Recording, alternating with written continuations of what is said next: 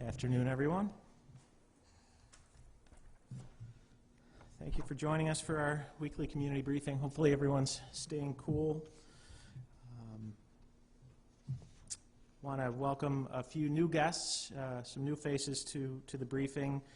We have our Commissioner of Department of Public Works, DPW, Commissioner Jeremy Robinson is here with us, and our City Engineer, Mary Robinson, is here with us. So happy to have them. And happy to give the Deputy Mayor and the Chief some time off. Agenda for today, as usual, we'll go over the COVID data. We're going to provide some updates on the economic and workforce development front. We're going to talk about the census as usual, give a quick overview of the Compstat crime report. We're going to talk about road reconstruction, which is why these two are with me today. 'Tis the season. And we will give an update on our Columbus Circle Action Group, and then finally just some reflections on an announcement we made relative to COVID this week that we're excited about. And then, of course, we'll open it up to questions. So on COVID, just looking at the numbers, in the city of Syracuse, and this data is through July 8th, we are at 1,665 cases. That's up 64 cases over the past week for a 3.8% increase. Contrast that with 1,406 recoveries in the city. That's up 209 in a week for a 14.9% increase in recoveries. So by percentage, recoveries more than tripled the growth in new cases, and that's a good trend that we hope continues. I want to remind folks that, as usual, we have testing at the Syracuse Community Health Center until 5 p.m. today and again tomorrow from 9 a.m. to 5 p.m. And we are also testing today at Tucker Missionary Baptist Church, which is located at 515 Oakwood Ave. And that is happening until 5 p.m. I want to thank Pastor Draper at Tucker, 100 Black Men of Syracuse, who also are involved in the testing over at Tucker today. It's great, so thank you. We've been sharing these slides from the state's early warning monitoring dashboard. So this is part of what we review during our regional control group daily calls. Just a few things to point out. I think it's all things that the county executive has talked about, but just wanted to point to.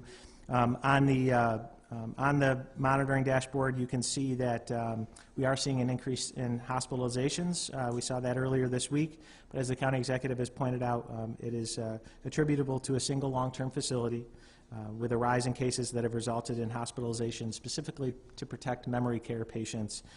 So unique situation. We do expect that those hospitalizations may continue for a lengthy period of time, so we will likely see that those numbers stay up. But again, I think we have a good understanding as to why, but it's always good to keep an eye on that.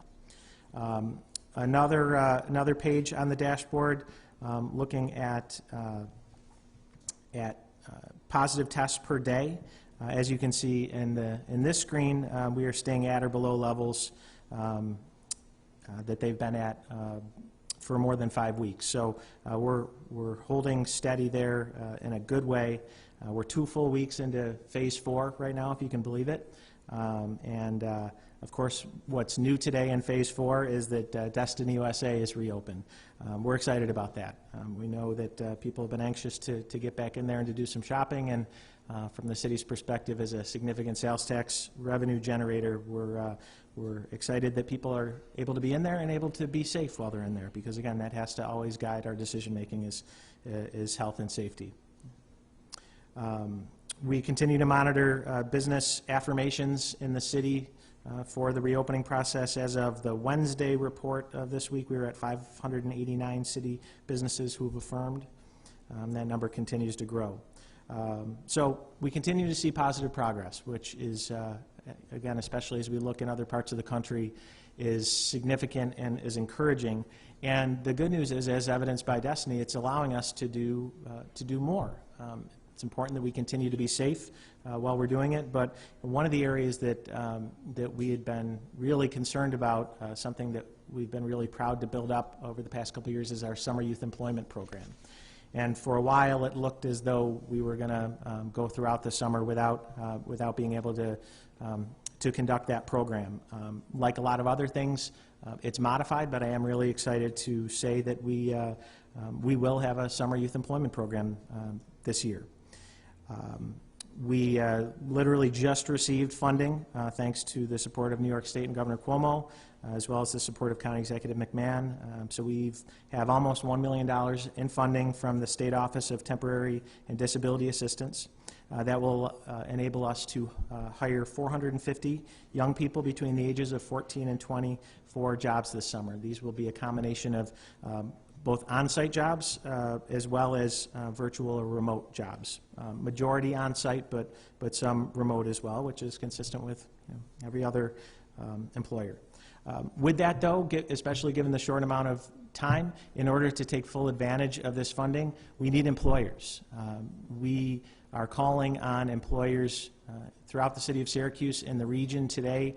If you want to bring a young person into your office or into your organization remotely, if you need help this summer, if you want to help a young person this summer to get some valuable job experience, we have the funding.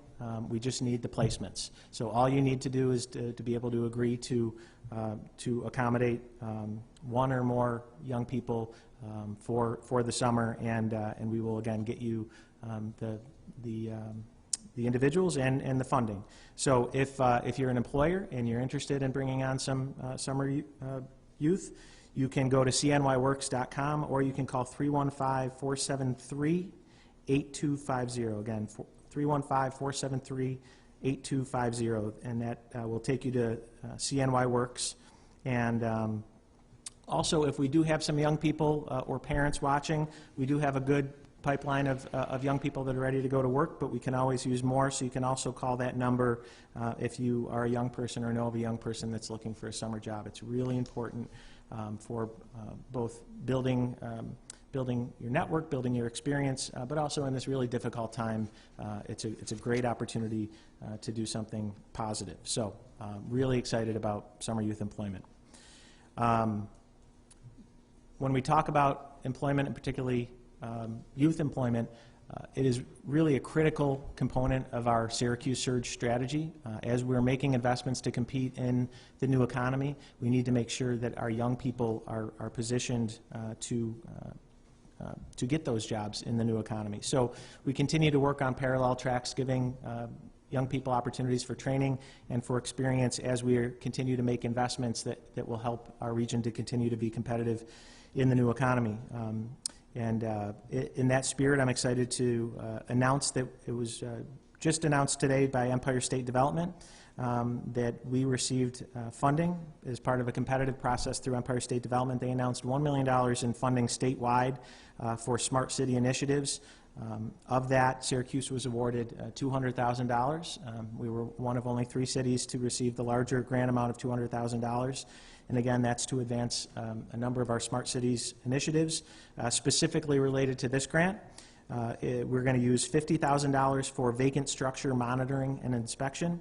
So actually, we'll be partnering with the private sector and deploying essentially smart building technology that will help us to monitor our vacant structures. We know that oftentimes vacant properties result in fires and criminal activity, and to be able to monitor those and to use technology to monitor those allows us to do it in a safe and in modern way. So $50,000 will go to vacant structure monitoring and inspection, and $150,000 will go to algae bloom monitoring and treatment in Skaneateles Lake. So we're actually going to be deploying unmanned aerial systems, essentially drones, that are going to monitor Skaneateles Lake for harmful algae blooms.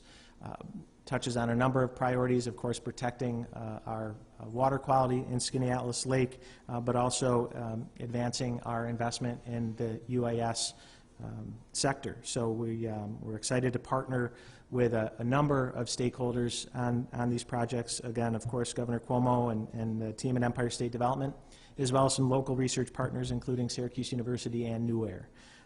So we take a lot of pride in the fact that we are New York's flagship smart city.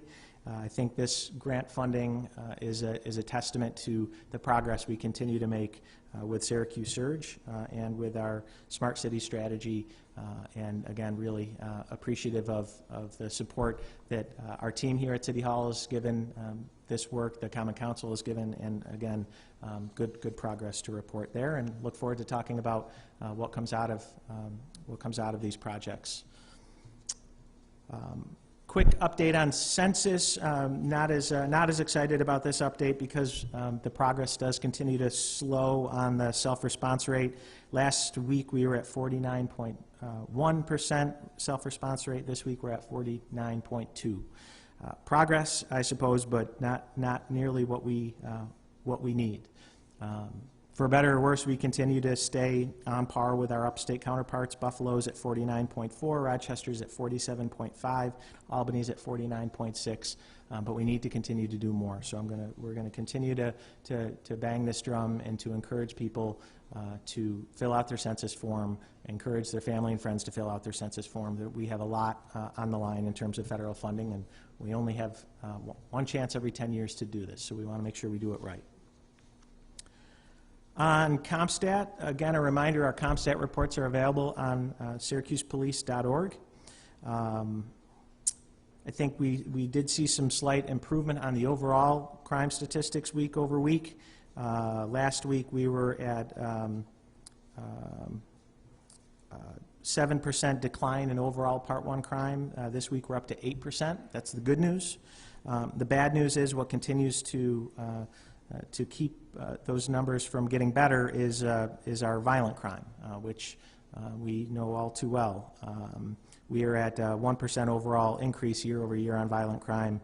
Again, the property crime, we're at 11% decrease, so that's good, but we really need to make progress on violent crime. I know a lot of our community partners, the Syracuse Police Department, others are working very hard on that. Again, good to see some overall progress, but we really need to address violent crime, and not just in the short term, in the long term. It continues to be a challenge that plagues us as a community and plagues many other communities, and one that is unacceptable. So we're going to continue to work hard on that. Okay, road reconstruction. Again, I want to give our guests an opportunity to give some updates, but as we've talked about, all of the things that aren't moving forward. There are a number of significant investments that we're making that are moving forward, and road recon is one of those. Throughout the course of the spring, we've been filling potholes. We've been doing prep work, some minor road repairs through June, but now we're into the big projects, and we have a number of them that we're going to talk about today.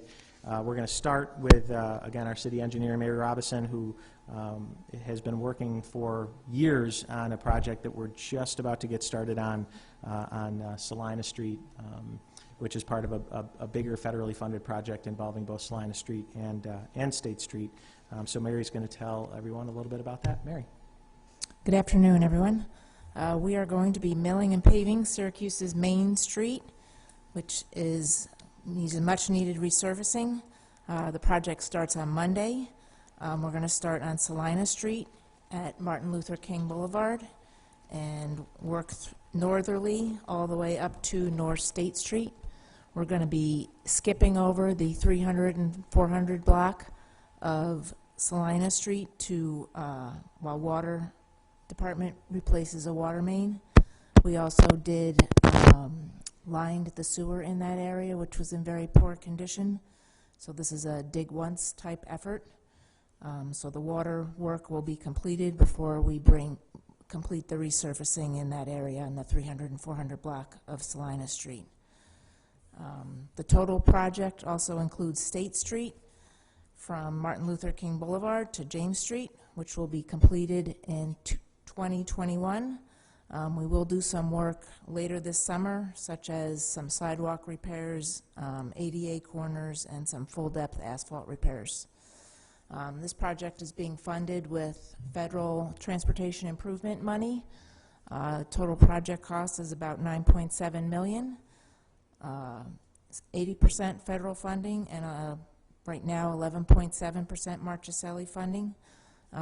Total project length is 3 miles. During construction, we'll maintain traffic. Occasionally, we may have to have detours set up for specialized work where the entire street has to be closed, but you will be given public notice as to when that's going to happen. Great. Thanks, Mary. This is a big project. Again, as Mary said, Salina Street is our main street. And I know every year, and unfortunately I wasn't able to do it this year, but every year I've painted the green stripe before the St. Patrick's Parade. I've lamented the condition of Salina Street, and I'm hopeful that the next time we paint a stripe, it'll be on a brand new road. Again, from Martin Luther King Boulevard all the way up to the north side where Salina and State converge. So really exciting project, complements a lot of the investment that we've seen both downtown but increasingly heading south to the south side. Think about some of the big projects, the STEAM School project, the JMA project. I think it's going to, again, leverage those investments and hopefully catalyze additional investments. So thank you, Mary, for all of your hard work. I know it's years in the making. I'm excited to get it started, and certainly thank our federal delegation for that funding. So those are a couple of the big ones, but we have a lot of other projects that we're working on, a lot of other roads that are going to get treatments, from mill and paves to slurry seal. And to explain that and more, we're going to introduce our Commissioner of the Department of Public Works, Jeremy Robinson. Before Jeremy gets started, I just want to take this opportunity to compliment Commissioner here and specifically his team from the Sanitation Department, who has been able to keep up the schedule of trash and recycling in spite of the serious heat that we have outside right now. And so, Jeremy, great job to you, and please extend that to the Sani team. Thank you, Mayor Walsh. And yes, I'm happy to report that we have a bunch of projects scheduled for this road reconstruction season. The team has been working really hard this season. We started our prep work in mid-April, filling in dips and cracks and potholes for this upcoming season. So the work started in April, so we've been plugging away ever since. Started our first street reconstruction in June. We milled and paved Sky Home Terrace, which is on the east side of Syracuse. For those who are not familiar with the mill and pave project, or what mill and pave means, it's basically us taking the top layer of asphalt off the road and replacing it with a new set of asphalt. The typical mill and pave project should take about 7 to 10 days. We just completed a large section of Compstat over in the university area, from Euclid to West Colvin. I think the university area is very appreciative to that. That road was really in rough shape. We also have a major reconstruction starting Monday on Westcott, from north end of the business district to East Genesee Street. So the residents up there who frequent that area will be happy with that. That road is also in rough shape. Our goal this year is to mill and pave a little over 9 miles of road this season, which will equate to about 30 different streets, which is amazing.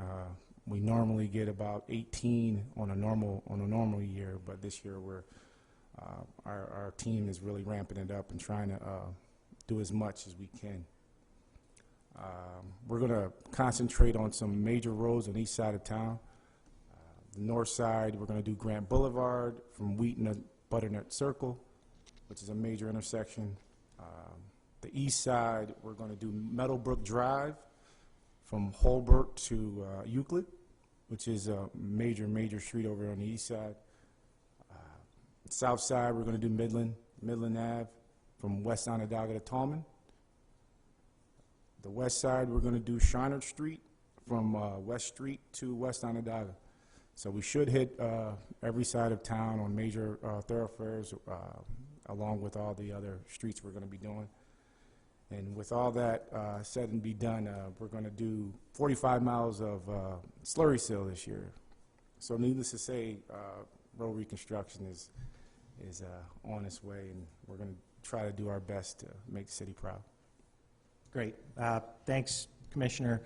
We get a lot of questions about road conditions, potholes, and we've spent a lot of time over the past 2.5 years that the Commissioner's been in his position and I've been in mine, and we've made real progress. I mean, again, just looking at this year, in the midst of a global pandemic, we are going to be paving nearly over 50 miles of road between the slurry seal and the mill and pave, and we know we need it.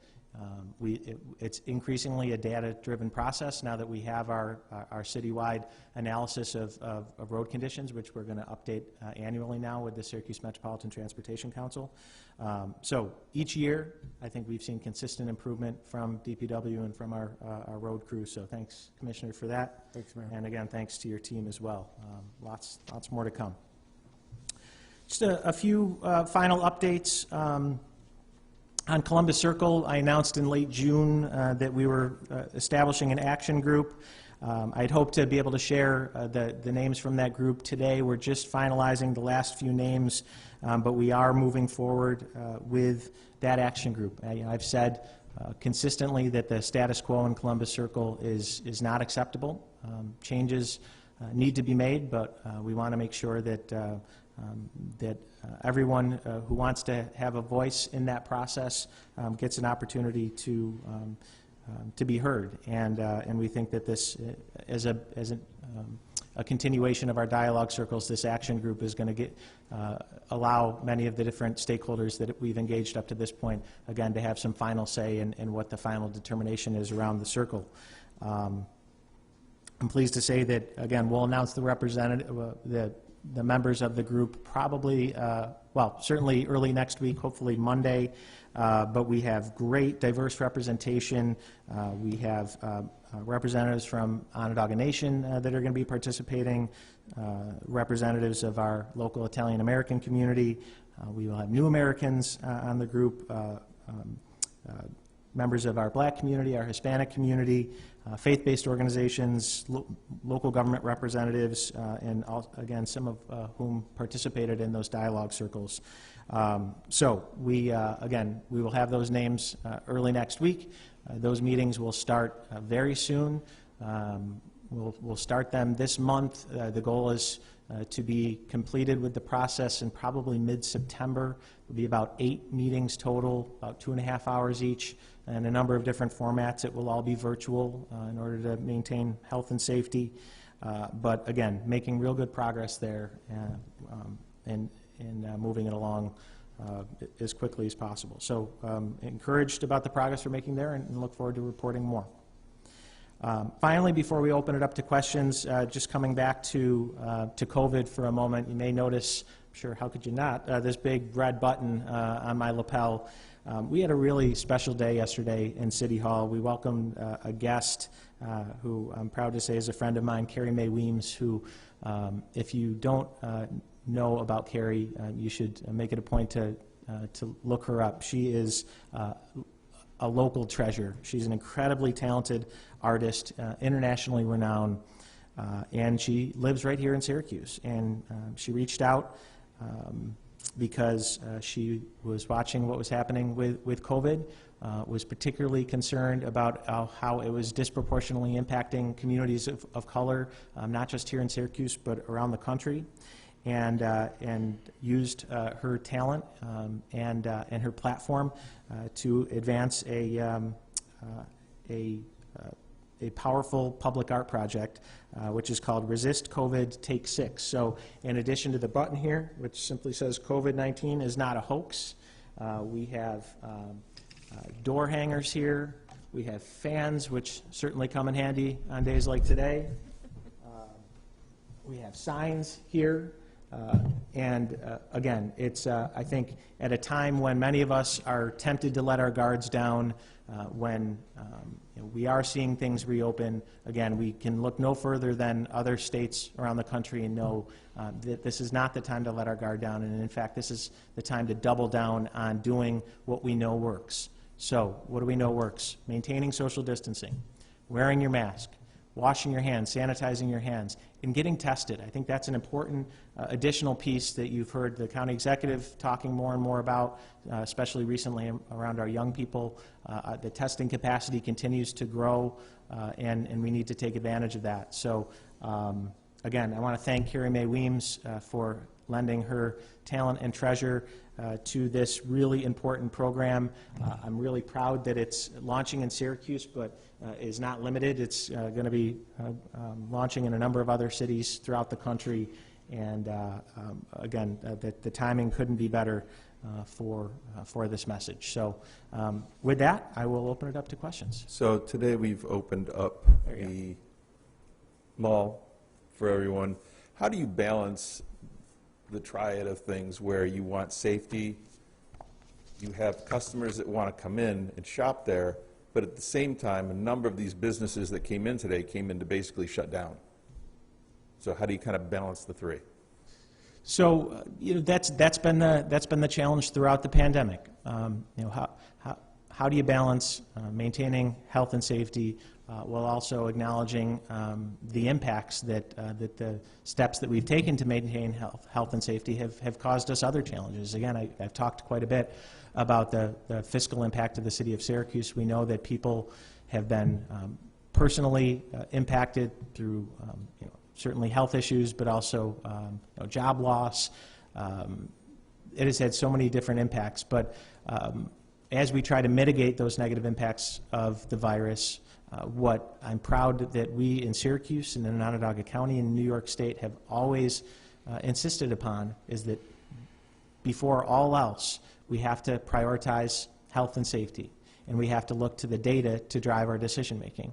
And that's how we got to the point where we're at today, including with Destiny. And you saw that that was a difficult process to get there, but that is it's a unique facility. We do, I think when we look at the ability to socially distance, that the size of that facility certainly helps. You saw a lot of attention recently on maintaining good air quality. That happens to be another area where as a region we have real expertise. And so it is a balancing act. There's always risk when you're increasing the amount of interactions that people are having, but I think that we've done everything we can to mitigate that risk. And again, because of the system and the process that we have set up, if we start to see an impact of that activity, we can use that data to adjust our strategy. So again, selfishly, I'm thrilled to have the facility open and hopefully to start generating some new revenue, not just for the city of Syracuse, but for our constituents, those that are working at the mall, those that are operating businesses at the mall. Again, hopeful and cautiously optimistic that we're going to be able to maintain health and safety along the way. As far as the businesses, any discussion between you and Pyramid, just maybe do something to help with the rent? Because I know that's a lot of what the issues are, back rent that they're not able to pay just because they haven't had the business. Yeah, we have been working from the very beginning with the business community. One of the first things we did out of the gate was create our COVID fund through the Syracuse Economic Development Corporation. We went through that funding very quickly. We're currently looking at some other opportunities to provide some local funding for businesses. We understand that that oftentimes landlords are in a difficult position where they need that rent payment to maintain their business. So again, you have to find the right balance. We're not going to be in a position to necessarily help landlords directly, but we're trying to connect them to resources, philanthropic resources, state and federal resources, and the mall is no different. We'll work with them. We've been in constant communication with the ownership. We've been in communication with a number of the businesses, and we'll troubleshoot wherever we can. Question for Jeremy about the road reconstruction. So you said we're doing 9 miles this year of mill and pave. I'm trying to figure out where the money's coming from for all that. We had $4 million last year, and it typically is about $1 million to pave a mile of road, if I'm not mistaken. Is there more money in the budget this year for road reconstruction, or are we stretching the money farther this year? Well, this year I've been tasked to do a little more, just try to take off the burden of of the way the world is today with COVID and the BLM movements and things like that. I'm just trying to, you know, do a little more for the city of Syracuse. So this year we cut back on some of the curbing that we're doing. So we put that money into paving. So that's where the money's coming from. So those 9 miles also include the 3 miles from the project? That doesn't include that. That's So a different so project. Total, we're talking about 12 miles of mill and pave this year? 12 miles plus the 45 miles of resurfacing that slurries, no. Okay, and that's all on the $4 million budget? Yes. No. Well, The Salina and State project is a separate fund source. It's through the Transportation Improvement Program, otherwise known as TIP funding. that's 9.7 million. 9.7 million. Thanks, Mary. Thank you. Yeah, as is always the case with roads, you know, it's a combination. That's why you have engineering department working on certain projects, DPW working on others. But no, I credit the commissioner here and our city engineer for really stretching those resources as far as we can. It's important, especially now that resources are tight. And Mary, any other federally funded projects to this year, just as we're keeping track of? Yes, we're doing the Hiawatha Boulevard Sidewalk Expansion Project, which also includes milling and paving Hiawatha Boulevard from Van Rensselaer to Solar Street. And we're also doing a small project on University Ave right now between Waverly and Genesee. That's fixing, that was a connective corridor project years ago, and there's some pavers that are having issues. So we're fixing some of the elements that are failing and doing a little bit of milling and paving there as well. So, Chris, we can get you the full list for the year, but we wanted to make sure we talked specifically about the Salina and State, because that is starting again. When, Mary? Salina is starting Monday morning. Monday morning. Thanks. Mary, you mentioned funds quickly drying up. Any indication of federal aid, which you've been calling for a while now? Yeah, we are. I spoke with Congressman Katko earlier this week. You know, he continues to believe that that some action will be taken. It appears to be. You know, we're looking at hopefully sometime in July. Maybe it slides into August. I continue to be cautiously optimistic, but again, until it's done, we're going to have serious concerns. And as you've heard, it's not limited to the city of Syracuse. Onondaga County is in real trouble. We've been getting sales tax payments coming in. They're not where we need them to be. So you know, we also know, you know, that the state's in the same position. So you know, that $12+ million in state aid that they're withholding right now, those are that all of that has the ability, has the potential to be devastating for us. But we're holding out hope that the federal government will step up. And again, right now, the best we can guess is, you know, July, late July, early August. Given the concern with young people really not taking COVID seriously, the social distancing, how concerned are you? What is your level of concern with the reopening of Destiny? Well, I think that generally speaking, I continue to be very concerned, which is why we continue to talk about it, despite our numbers looking good, because we know in other areas that's not the case. You know, young people are young people, and I know when I was in my late teens and early 20s, my decision making wasn't always the best, and so I'm sympathetic to that. But just as, you know, my parents and others held me accountable for my bad decisions at that age, we need to hold our young people accountable for their bad decisions right now. So I'm concerned, you know, as it relates specifically to the mall, you know, whether they're at the mall or in a house or in a field. As long as they're maintaining appropriate distancing and practicing all the precautions that we talked about, we think that they'll be okay. But if they're ignoring those things, there's a high likelihood that they're going to get sick. And I think what they need to be reminded of is that it's not just about them and them getting sick. It's the potential of them getting family members who may be more vulnerable sick. So yeah, I continue to be very concerned about it. With places starting to reopening, contact tracing has become a staple, essentially. It's going to be impossible to trace someone just buying at Best Buy or whatever, but if an employee, if a cashier tests positive for the coronavirus, what are the steps?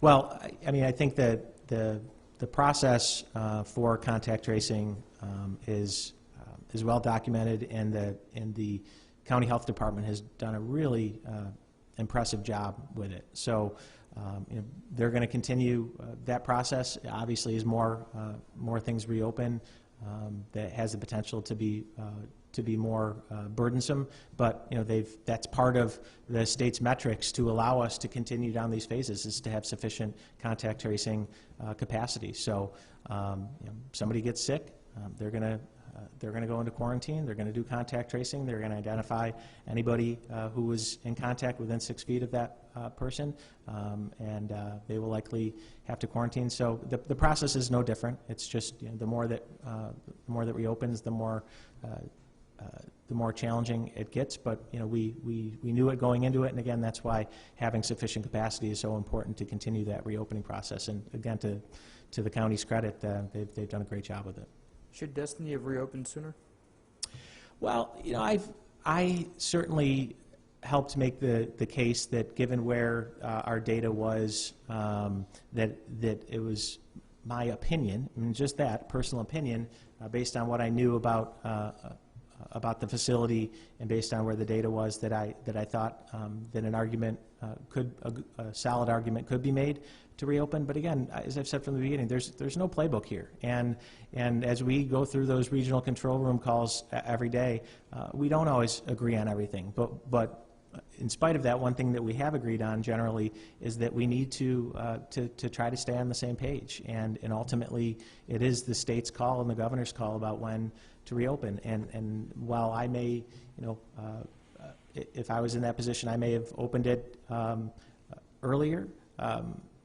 You look at what's happening around the country, and I don't feel any need to question the way in which the Governor Cuomo and New York State have gone about this process, because again, nobody had a playbook. But when you look at the playbook that New York State has developed and that Onondaga County has developed, it appears to be producing good results, and I'm not going to second guess those. Thank you. Hi, Mayor. The city of Buffalo took down its Columbus statue today. What's your response to that, and do you foresee Syracuse's Columbus statue remaining standing after your action group does its work? Well, I've said that as part of our action group, the decision as to what to do with the statue will be part of that, the outcomes of that action group. And among those potential outcomes, there is certainly a possibility that statue could come down. That's what happened in Buffalo. What I'm encouraged by, just based on what I've read about Buffalo, is that it did appear to be a decision that was supported by the Italian-American community. And I think when you look here at what's happening in Syracuse, the fact that, and again, we'll be able to share names soon, but the fact that we have buy-in into the process from the Italian-American community, I think bodes well for the ultimate outcome. But again, I've been well documented with my own personal concerns about the statute, but I've also been clear that I think that we've developed a good process that started with the dialogue circles and now is moving into the action group that will ultimately get us to a final conclusion. And I'm confident that it won't be one in which everyone agrees with. I'm also confident that everyone, when we get to the end of the process, will hopefully feel respected and heard. And as I've said, my goal is for it to be a healing process for our entire community and to be a model. And I still believe strongly that we can be a model for other communities that are dealing with similar issues. And without the police chief here, I'm going to direct two investigation-related questions to you to the best that you can share. In a week since the first string of Rye Day arrests, any further in the past week and what's happened in the week since? And then the destruction done to the city the first weekend of protests. We haven't heard of any arrests related to any of that, the rioting, the looting. Any update on that investigation? I don't have updates on Rye Day or for the unrest and some of the property damage on that Saturday night. But I'll talk to the chief and tell him that he should have been here today, and that he's going to have to come back next week because Andrew Donovan has questions for him. Thank you. All right. Afternoon, everyone. Mayor, I just wanted to start off with Last Chance for Change hit their 40-day mark, and I know that they had some demands for reform. Just looking to see an update on the dialogue between those community members that have been pretty active here over the last month and a half. Yeah, so Last Chance for Change was one of the organizations and groups represented in this room last Thursday for our 4-hour session that we held, where we wanted to make sure that all those groups again felt heard, and they all had an opportunity to weigh in on their collective demands and also some of their individual demands. I gave some feedback and guidance as to how we intend to respond to those demands. Some of them we already have taken definitive action on, but as a result of that convening, I committed to providing a formal response to the demands along with associated timeframes for action on those demands. And so that puts us at a formal response Thursday next week. So I've communicated to them that that's when they can expect to hear from us next. Okay, and you mentioned in the beginning the 27% increase in homicide from year-to-date 2019-2020. I was in a Zoom meeting this morning with Assemblyman Will Barclay, and they just went through the 5 or 6 major cities in New York, and while we have a slight increase here, ones like Albany are seeing an 800% increase, and they were just really addressing violent crimes as a whole. Do you think we have an issue here in the state? There's no doubt there's too much violent crime everywhere, and a lot of it is fueled by gun crime and the fact that it's way too easy for people to get their hands on guns, especially illegal guns. I have learned in the relatively short amount of time that I've been in this job not to come to any definitive conclusions based on a limited sample size. A few months ago at the beginning of the pandemic, we were down significantly in violent crime and homicides. That's no longer the case. Am I hopeful that those numbers and trends begin to reverse? Absolutely, and I believe they can. I do think that, I think that there are a number of contributing factors, but again, for me, this is just educated guesswork. There's no doubt that the pandemic has had an impact on people's mental health. I have concerns about how that is being reflected in violence, in substance abuse, and other things contributing to some of these numbers. Again, at this point, it's just an educated guess based on my own observations. But we know that long before the pandemic, we were dealing with violent crime, and unless we do things differently, we're going to be dealing with it long after the pandemic.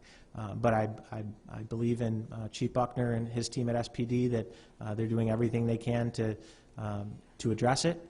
I've said from the beginning that the solutions to our crime problems and our violence problems aren't solely and aren't even primarily found in the Syracuse Police Department, because more often than not, by the time they get involved, it's too late.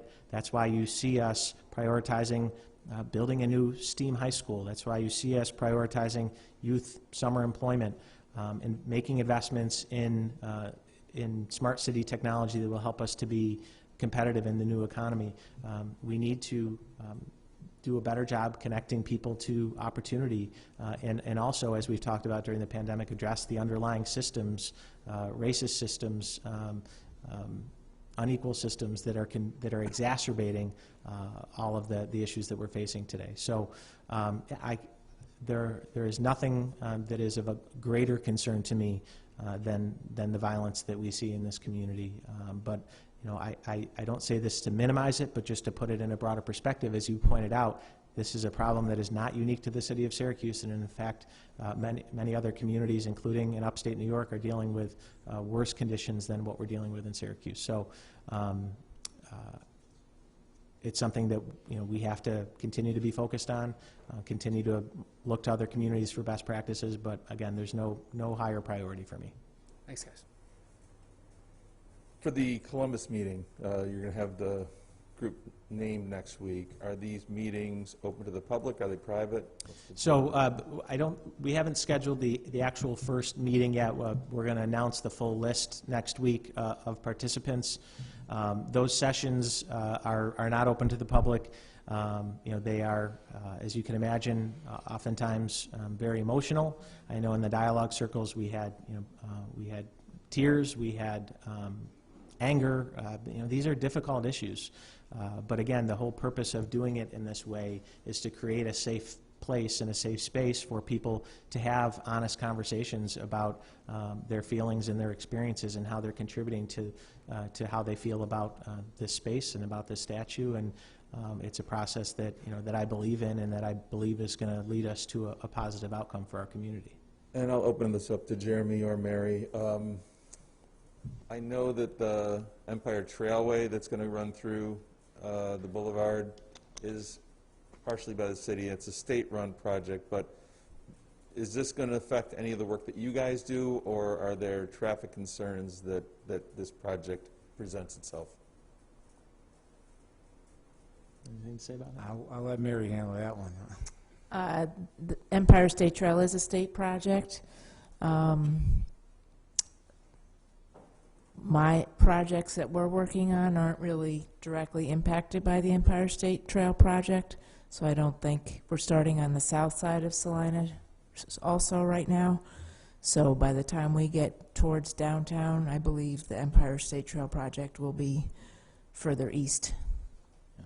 It was just more of a question about, does the state actually outsource any of you from the city to help with this project at all, or is that a separate one? And I guess my other question dealt with traffic concerns. Is that anything that the city has to deal with while this change is being made on Erie Boulevard? Well, we have someone who's coordinating the project for the state, but they are basically running the project. Yeah, we've worked really well with the state. It's an exciting project. When you look at what's happening just this year, so last week we talked about the opening of the Phase 2 Creek Walk, bringing us from Armory Square South to Kirk Park. But you're beginning to see some of these trail investments converging. So you have the Empire State Trail coming in from the east. It will meet up downtown on the Creek Walk. It will take you north to the edge of Onondaga Lake and eventually connect up with the Onondaga Lake Loop the Lake Trail. And so by connecting some of these dots, we're taking what are already recreational amenities and at least partial transportation amenities and really beginning to connect them in a way that provides exciting opportunities for people to really rethink the way in which they move around this city and in this community. So we're really excited about it. I also just wanted to go back on the Salina project. I think it's worth noting that again, the reason we're skipping over the 300 and 400 blocks this year is to put in a new water line. We've all talked about the importance of dig once projects to make sure that we're not coming through and milling and paving a road only to have to dig it up a year or two later to replace water lines. So we continue to make improvements, and that's one where I think probably 2 years ago that was not that was not on our to-do list. But we had a break there. Again, was that 2 years ago now? In the past year or two, a big break on the 300 block, and we had been talking about the project coming down the pipe, and we said, you know what, we need to take advantage of this opportunity and do it right, and that's what we're doing. So I'm really encouraged by the progress we're making on our infrastructure. Good evening. My name is Yasin, representing for I Know I Can Radio. One of my questions is, how are you able to learn from the pressure of having, saying, the whole, Black Lives Movement, and now dealing with also COVID on top of that, and now youth are also, there's a huge jump of increase of cases going up against youth. How are you able to learn from the mistakes from before, and what are some new ways that you're implementing to keep us all healthy and safe? Sure. Good question. I learn every day in this job, and I've learned a lot over the past few months. As is the case with everything, my learning curve has accelerated. I think that one of the interesting connections between COVID and the current Black Lives Matter movement and the other related protests happening is that COVID has really helped to shine a light on the underlying systemic issues that have plagued our society for a very long time.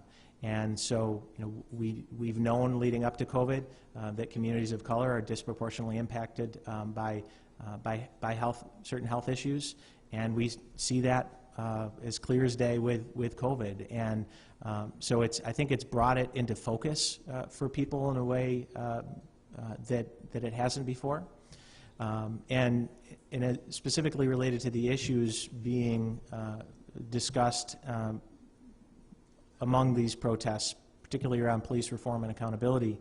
And what I've said from the beginning is that police reform and accountability has been a priority for me since the day I walked through the doors of City Hall. And that's what led us through the process of bringing Chief Buckner on. That's what has driven Chief Buckner for the year and a half that he's been here. And and it has not been a smooth road because he did come in as a reform chief and has made a number of changes that haven't always sat well with everyone in the department. So that work has been ongoing. But this current moment, as I've said, what we've heard loud and clear is that we haven't done enough and we haven't done it fast enough. And so I'm trying to view this moment as an opportunity to accelerate those changes that we've already been working on. I understand, and I heard loud and clear last Thursday night that that what we've done and what we're proposing to do may not be sufficient for everyone, and I accept that. But I have no doubt that after this moment has passed and we look back on it, whether it's a year from now or 10 years from now, I stand by the fact that we've done more in the area of police reform in this administration than has been done in any recent history. And a year from now, we'll be able to point to even more that we accomplished. So I think that this, that this moment has given us an opportunity to accelerate and amplify the reforms and the changes that we've made. And I also just want to say that oftentimes we're forced into talking only about police reform or only about the crime that's happening in our community and what the police department is doing to address it. And I have no problem, and I actually think it's important that at the same time that we talk about police reform, we do acknowledge the very difficult jobs that our police officers have to do, and the really great work that they continue to do in spite of those challenges. So I think that if we're going to hold them accountable for when they get things wrong, we need to make sure that we highlight when they get things right. And again, especially in light of recent challenges, I'm really proud of the way that our officers have handled them. You're always going to have some resistance to change, but I truly believe we're on the right track, and I believe that those that are out in the community, that are out in the streets protesting, I consider them allies in helping us to continue these improvements going forward. Thank you. Thank you. One more question. As you see, many students now are out of school, and there are a lot of people, students are participating or any sort of activity, and they have a lot of hands in their time. And you also see a lot of gathering around, as you see cases like the north side, south side, and you see a huge increase of youth getting COVID. What is the hardest challenge you think it is for right now dealing with that, on top of trying to also get from both sides, as you can say, dealing with roads and increasing the funds just for Syracuse wise? Yeah, as it relates to young people, we've heard it from the county executive, we've heard it from others. We have specific concerns, and the cases reflect that there are large groups of young people that are not taking COVID seriously. That's why I'm wearing a pin that says COVID is not a hoax, because some people still believe that, sadly. But again, I also recognize that at that age, I wasn't in a hurry to listen to what adults were telling me or my parents were telling me, and so I think we just have to acknowledge where they are in their lives and try to meet them where they're at and communicate on a level that that they understand and respect. So we're continuing to try through different methods, and I think that, again, one of the most recent shifts in how we're communicating is talking about not just being safe, but also getting tested, because we're acknowledging that not everyone is being safe. But at least if you're going to be reckless in your behavior and put yourself and others at risk, at least have the courtesy and the respect of others to get tested, to know that if you do have the virus, to take yourself out of those situations where you're putting others at risk. So it's an ongoing process, but again, we're trying to adapt and evolve as we learn more about the virus and more about the ways in which people are responding to the virus, and we're just going to continue the work. Anything else? One more? Okay.